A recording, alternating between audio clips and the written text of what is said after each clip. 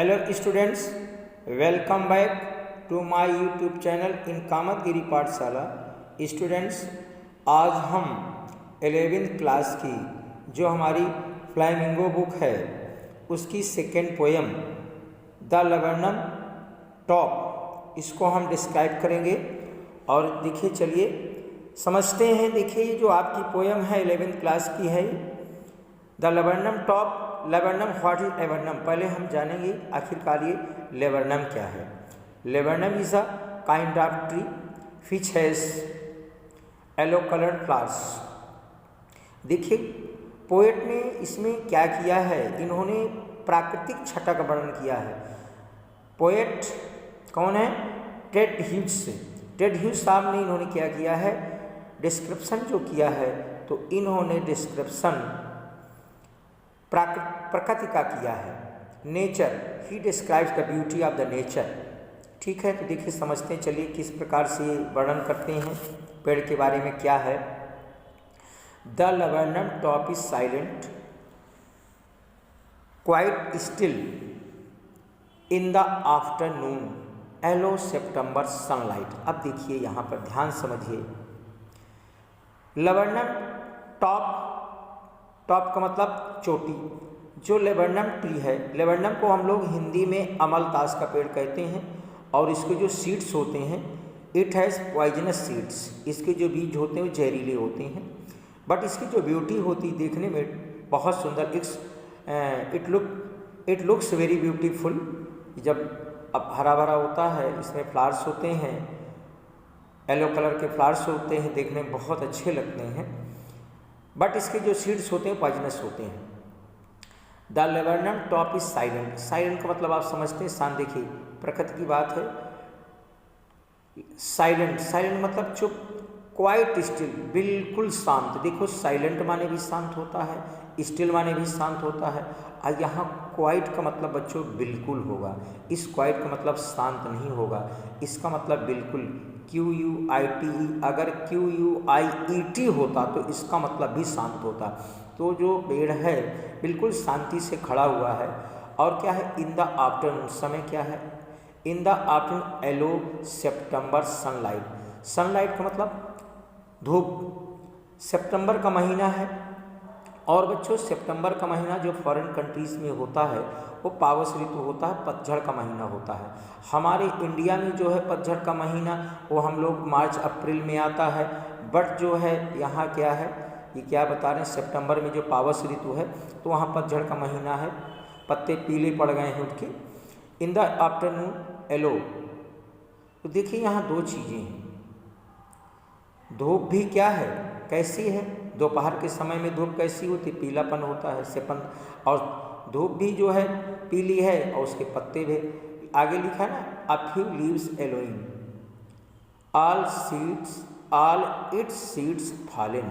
और इसके सभी बीज क्या है? सीड्स का मतलब बीज होता है, फॉलन, सभी बीज गिर चुके हैं। अब यहाँ ध्यान समझ लीजिए फिर से एक बार। जो लैबरनम टॉप है, जो अमलतास का वृक्ष है, उसकी जो टॉप की शाखाएं हैं, जो उसका वृक्ष, उसकी चोटी है, बिल्कुल शांत है, बिल्कुल शांत है। दोपहर का समय है, इन द आफ्टरनून, दोपहर के बाद के समय की बात है। सितंबर के महीने की धूप की रोशनी पेड़ पर पड़ रही है, उसका वर्णन करते हैं पोएट महोदय। अ फ्यू लीव्स एलोइंग, और उसमें क्या है? अ फ्यू लीव्स एलोइंग, उसकी जो कुछ पत्तियां हैं वही थोड़ी बहुत, यानी कुछ पत्तियां पीली हो रही, कुछ पीली पत्तियां बची हैं, बाकी क्या है, सब पत्तियां झड़ गई हैं। एंड ऑल इट्स का प्रयोग बच्चों ध्यान से देखेंगे। पेड़ जो होता है इसमें हमने हिच का प्रयोग नहीं किया है, हर का प्रयोग नहीं किया है, पोएट ने इट्स का प्रयोग किया है। मैं ग्रामर भी आप लोगों को लेके चल रहा हूँ, बता रहा हूँ कि न्यूटर जेंडर में आएगा। ठीक है, इसका जेंडर क्लियर नहीं है। ऑल इट्स सीड्स, और इस पेड़ के जो सभी बीज हैं क्या हैं? झड़ चुके हैं, गिर चुके हैं। आगे देखते क्या है, तभी क्या होता है। टिल का मतलब तक। Till the goldfinch comes be the twitching. देखो बच्चों, इसको ट्वीचिंग नहीं पढ़ेंगे, इसे टैचिंग पढ़ेंगे। ट्वीचिंग, TWITCH, इसको पूरा TCH आएंगे तो चिंग ही पढ़ेंगे। ये जो टी लिखा है इस चिंग के साथ में रहेगा, इसको ट्वीचिंग नहीं पढ़ेंगे, इसे पढ़ेंगे ट्वीचिंग। क्या पढ़ेंगे? ट्वीचिंग। ट्वीचिंग चर्प, अब चर्प का माने चहचहाना, ठीक है।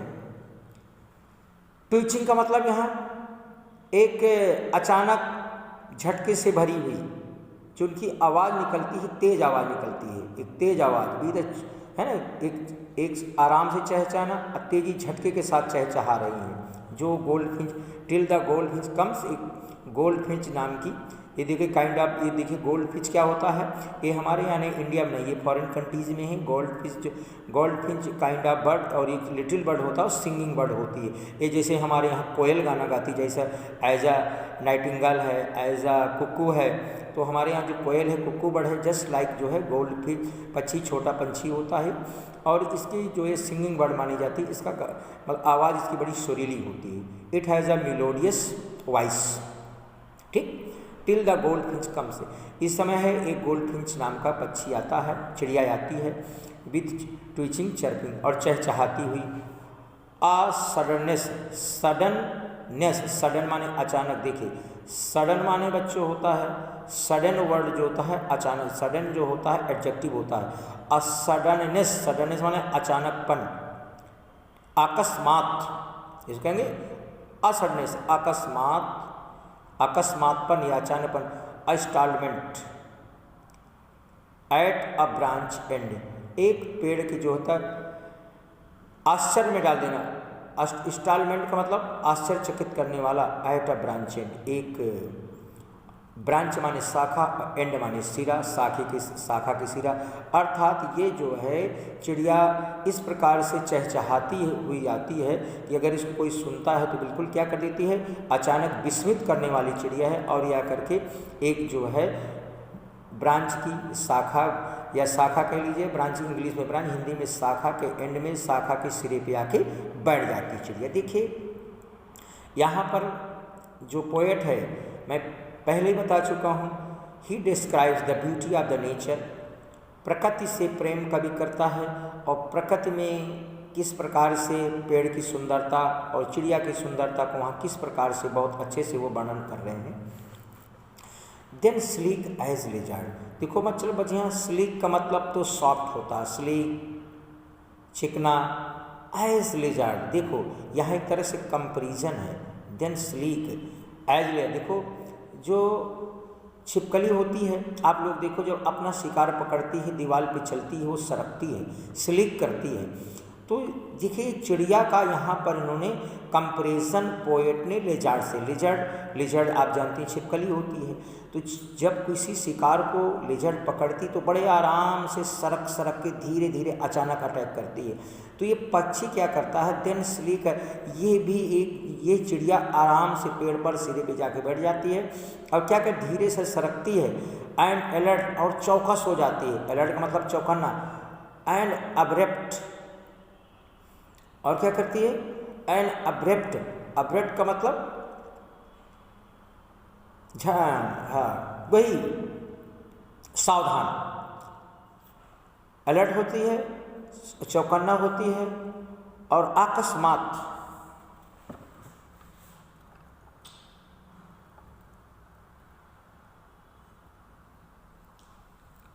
अकस्माती होगा, अकस्मात क्या करती है, अचानक। सी एंटर्स द थिकनेस, अब देखिए इसको भाव है, भाव को हम देखेंगे तो ये तो क्लियर हो गया ना आप लोगों को। देन स्लीक है जो मतलब इसकी जो है चिड़िया लिजर्ड की तरह सरकती है, चलती है, जैसे उसके तो चिकने पैर होते हैं, बॉडी चिकनी होती है, यहाँ पर जो है, लेकिन यहाँ पर स्लीक का मतलब सरकने से है, ठीक है, कि वो जो चिड़िया है पेड़ में सरकती है और बहुत चौकन्ने होकर के चलती है, देख के इधर उधर चौकन्ना है, एंड और अकस्मात जो है क्या करती है, सी एंटर्स, एंड एब्रप्ट, अचानक, अकस्मात, सी एंटर्स द थिकनेस, थिक माने मोटा, थिकनेस माने मोटाई, लेकिन यहाँ पर घन, थिकनेस मतलब यहाँ कोई पेड़ की ब्रांच नहीं, थिकनेस मतलब यहाँ पत्तियों से होगा, कि जो पत्तियों का घनापन है तो उसी में प्रवेश, एंटर का मतलब आप लोग जानते हैं, एंटर माने प्रवेश करना। अचानक देखिए यहाँ से लेंगे, जब चिड़िया आती है धीरे धीरे, जब डालों में बैठती है, डाल से बैठ करके फिर अब दूसरे डाल पे, जब पेड़ जहाँ गहरा है वहाँ उसका घोंसला रखा हुआ है, तो घोंसले में बहुत सावधानी पूर्वक दी कि कोई मुझे देख तो नहीं रहा, इधर उधर देख करके चौकन्ना हो करके, और अकस्मात क्या कर जाती है, प्रवेश कर जाती है। सेंटर द थिकनेस, मोटाई में, यहाँ पर मतलब जो पेड़ की शाखाएँ हैं और उन शाखाओं में जो घनी पत्तियाँ हैं उनके अंदर चली जाती है, प्रवेश कर जाती है।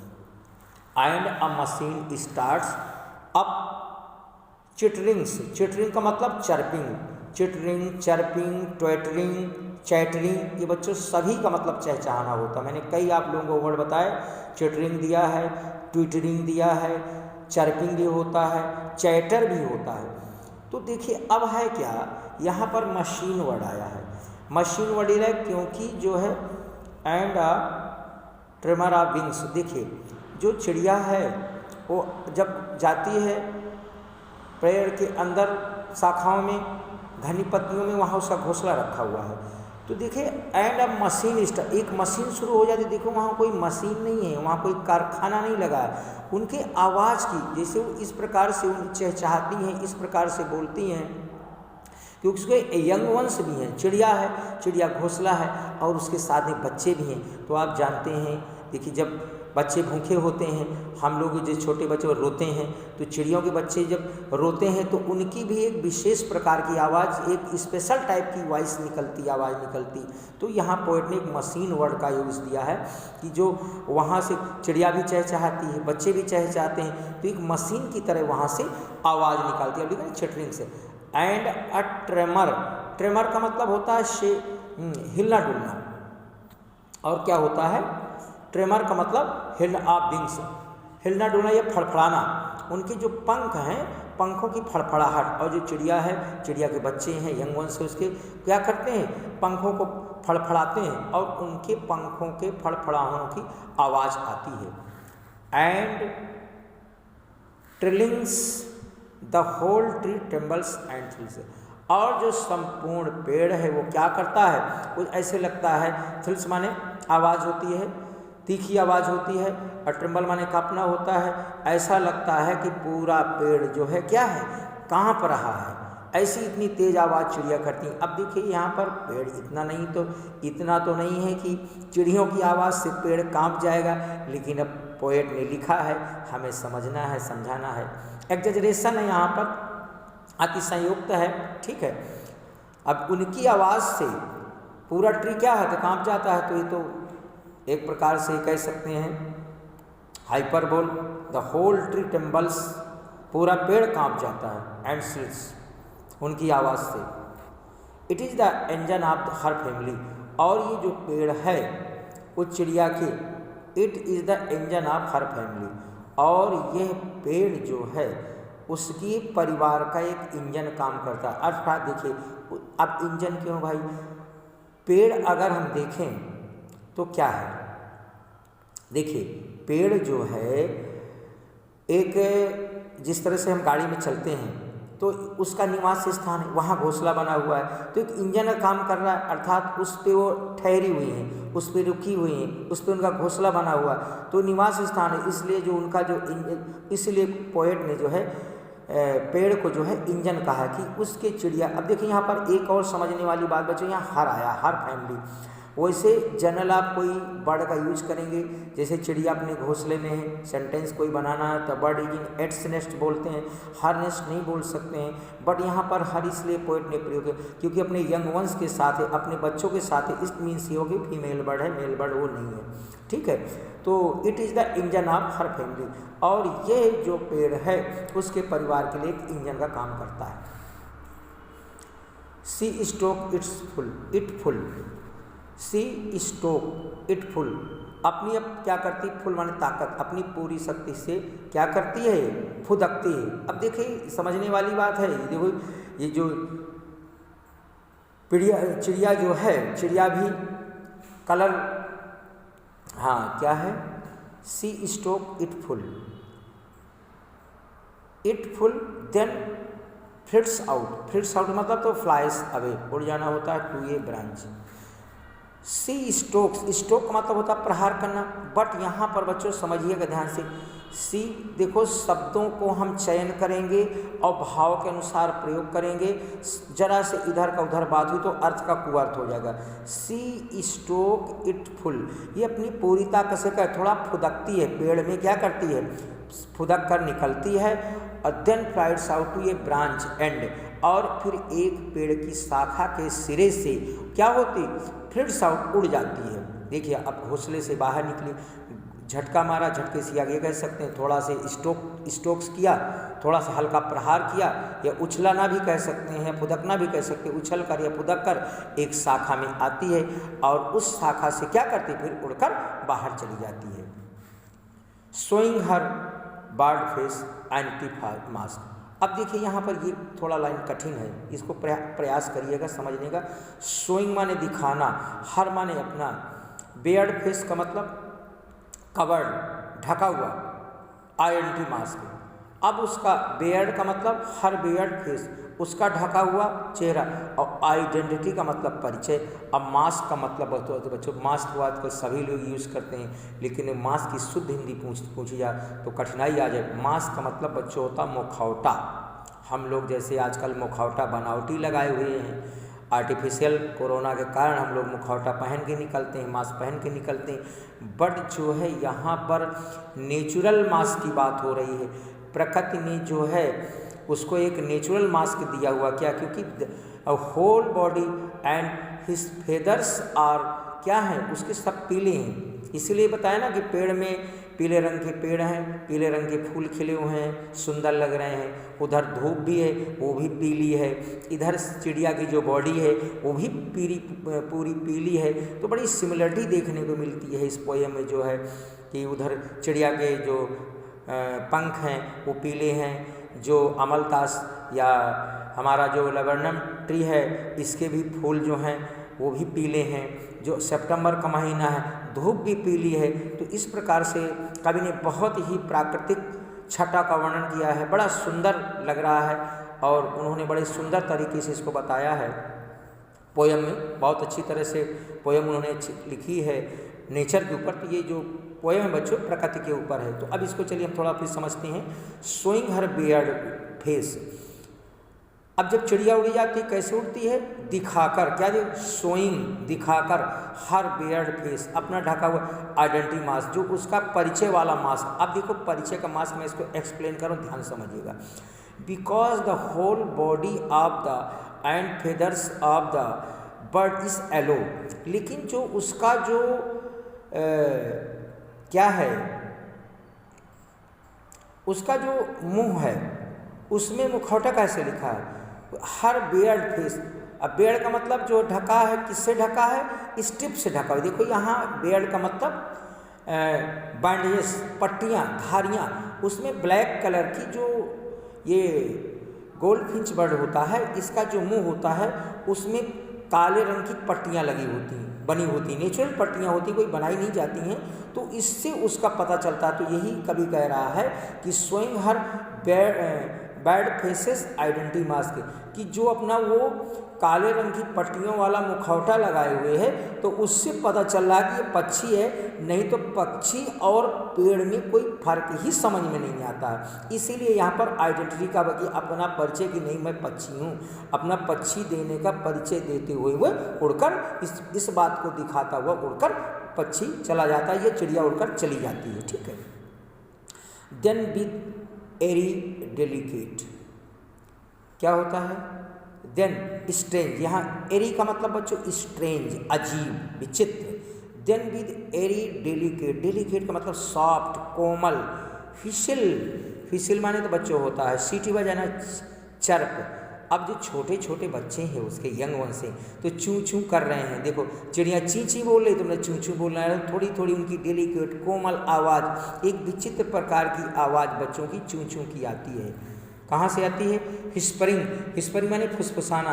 और बच्चे क्या करते हो, ऐसे लग रहा है फुसफुसा रहे हैं, उनकी आवाज़ फुसफुसाहट की, ची चूँ की आवाज़ बच्चों की निकलती है। सी लॉन्चेस अवे टूवर्ड्स द इन्फा। अब देखिए भाई हुआ क्या, देखिए बच्चों, अब हम लास्ट में लाइन समझ लें। चिड़िया उस समय आई थी, बच्चे उसके बड़े थे, बड़े हो गए थे, यंग वंस उड़ने लायक हो जाए थे। तो चिड़िया उड़ जाती है और साथ में वो बच्चे भी ची ची करते हुए launches away, launches away fly away, flies away, launches away का मतलब फ्लाइज अवे, उड़ जाते हैं। She launches away towards the infinite. ठीक है। Then with eri delicate whistling chirp springs she launches away towards the infinite and the laburnum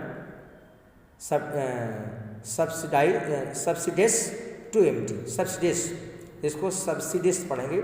subsidy अलग चीज हो गई, subsidies, subsidies का मतलब होता है टू रिटर्न या कम बैक इन, है पहले वाली पोजीशन में आना, come back in first position.